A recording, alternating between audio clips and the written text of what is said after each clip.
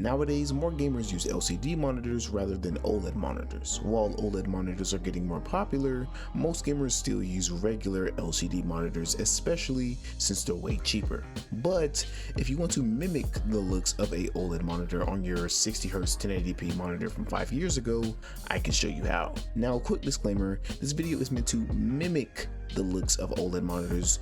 Will it be close? Probably not, but this tutorial is meant to mimic the coloring of OLED, making the blacks darker while keeping things visible in dark areas and boosting color vibrance. So this is simply for the people who want to mimic OLED, not replace it. If you don't like how this looks, do not use it. So without further ado, let's begin. Now on my end, I'm using a AMD GPU and I will be doing this in the AMD software. So if you have a NVIDIA GPU or a Intel GPU, you can check in the NVIDIA control panel or whatever Intel software you use for some form of color correction settings. All you really need is brightness, contrast, and saturation sliders.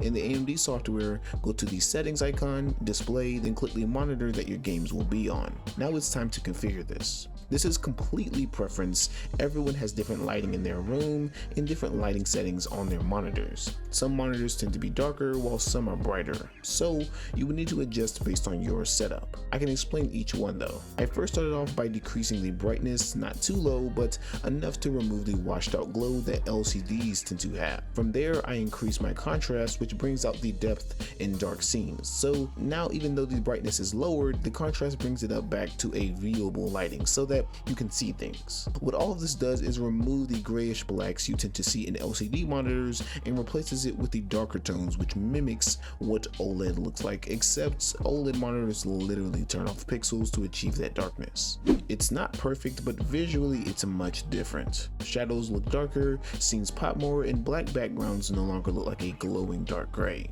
Besides this, you can also increase your saturation slightly to make other colors pop. I've increased it by 10 and it truly makes a difference. Overall, I would say to not overdo any of these sliders. Doing so can make it look far worse. Also, if you don't like this setup, you can always set everything back to its defaults. On the screen now, you can see the visual difference. This is not my exact setup since OBS can't record driver's side color correction, but I can copy my setup by correcting the colors through Premiere Pro. So visually, you can see the difference between normal and how it looks with my settings.